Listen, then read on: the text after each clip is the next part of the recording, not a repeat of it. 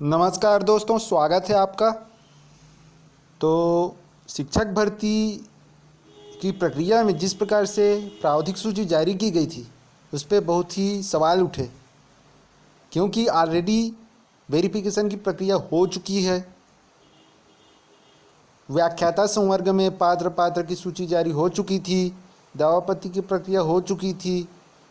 उसके बाद भी प्रारंभिक सूची के आधार पर पुनः वेरिफिकेशन के लिए लिस्ट जारी किया गया था। बहुत सवाल खड़े हुए और आप देख सकते हैं कि वेबसाइट में सिर्फ 2 बार, वेबसाइट में दोस्तों सिर्फ 2 बार व्याख्याता और एक था अंग्रेजी। 2 बार, 2 दिन में 2 बार वो अपलोड हुआ। उसके बाद अन्य विषय वालों का प्रारंभिक सूची जारी नहीं हुआ, क्योंकि सवाल उठे, ये प्रारंभिक सूची पे सवाल उठे। ऑलरेडी वेरिफिकेशन हो चुका है, पात्र सूची जारी हो गई, दावापत्ती की प्रक्रिया हो गई, ये सब सवाल उठे तो बातें चली उच्च कार्यालय में उच्च अधिकारियों के बीच। ये सुनने में आ रहा है कि बात हायर अथॉरिटी तक पहुंची है और उन्होंने इस पे संज्ञान लिया कि ऑलरेडी वेरिफिकेशन हो चुका है और पुनः वेरिफिकेशन के बुलाना कहाँ तक उचित है। सिर्फ प्रक्रिया इससे लंबी हो जाएगी और अलग अलग संभाग में बुलाने से कई प्रकार की दिक्कतें भी हो सकती हैं। तो सुनने में आ रहा है कि बहुत ही जल्द, जो पहले वेरिफिकेशन हो चुका है, व्याख्याता संवर्ग, शिक्षक संवर्ग, सहायक शिक्षक संवर्ग, प्रयोगशाला सहायक जो भी है, सबका वेरिफिकेशन हो चुका है जनवरी फरवरी, और उससे पहले भी व्याख्याता का पहले हुआ था जनवरी फरवरी में, सहायक शिक्षक शिक्षक संवर्ग का हुआ था।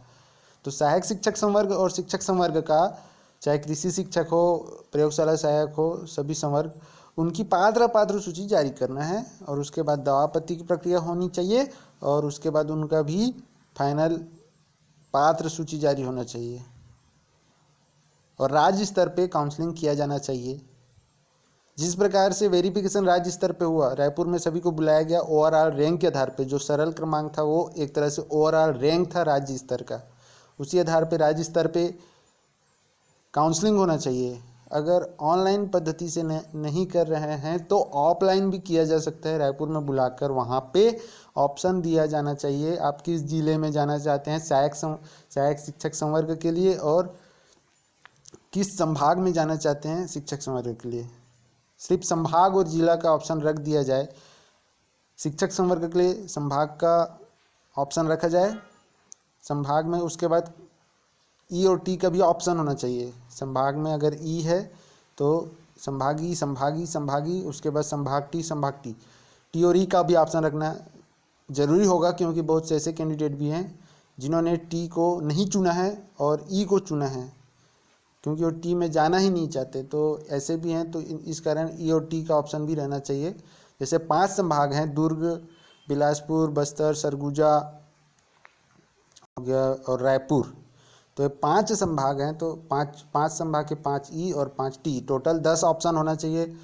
और ऑफलाइन भी इसमें काउंसलिंग किया जा सकता है शिक्षक संवर्ग के लिए। इसी प्रकार सहायक शिक्षक संवर्ग के लिए जिला स्तर पे ऑप्शन रखकर, जिले का ऑप्शन रखकर 28, 27, 29 जो भी जिला है जितना भी, वो ऑप्शन में रहना चाहिए ई और टी के साथ। और रैंक के आधार पे बुलाया जाना चाहिए, उनको पूछना चाहिए किस जिला में जाना चाहते हैं। उस जिले में सीट अवेलेबल है तो वहाँ उनका अलॉटमेंट हो जाएगा और उनका नाम वहाँ से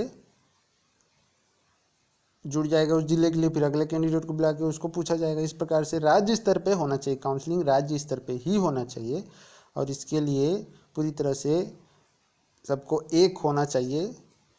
काउंसलिंग जो है राज्य स्तर पे ही होना चाहिए। व्याख्याता का तो राज्य स्तर पे ही होना है, क्योंकि वो राज्य स्तर का ही पद है, नियुक्तिकर्ता राज्य स्तर के हैं। और शिक्षक संवर्ग, सहायक शिक्षक संवर्ग का भी राज्य स्तर पे ही होना चाहिए। जिस प्रकार वेरिफिकेशन राज्य स्तर पे हुआ, उसी प्रकार से उनकी काउंसलिंग भी राज्य स्तर पे होना चाहिए। ऑफलाइन भी किया जा सकता है, अगर ऑनलाइन नहीं किया जा रहा है तो ऑफलाइन भी किया जा सकता है। जिस प्रकार से वेरिफिकेशन हुआ, उसी प्रकार से काउंसलिंग भी हो सकता है। काउंसलिंग मतलब क्या, जाके हमें अपना बताना है कि हम किस संभाग में पद चाहते हैं, किस जिला में पद चाहते हैं। जिस जिले में अवेलेबल है वहाँ अगर हमको मिल रहा है तो वहाँ हमारा अलॉटमेंट हो जाएगा। फिर अगला जो आएगा पीछे रैंक वाला, उसको जो भी अवेलेबल रहेगा जिला वहाँ उसको दिया जाएगा। तो ये सुविधा किया जाना चाहिए। तो बहुत ही जल्द जो वेरिफिकेशन पहले हो चुका है उसके आधार पर लिस्ट जारी होने की बात सुनने में आ रही है। कुछ दिन वेट करते हैं और देखते हैं। तो वेट एंड वॉच। धन्यवाद। जय हिंद।